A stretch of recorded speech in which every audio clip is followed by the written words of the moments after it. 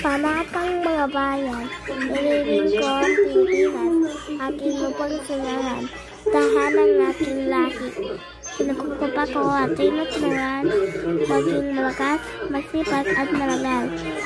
Dahil mahal ko ang Pilipinas, tiringking ko ang payo ng aking mga magulang.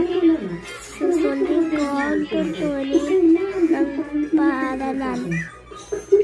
Tutuparin ko ang tungkulin ng mamayang magabayan. Naglilingkod, nag-aaral at nananalangin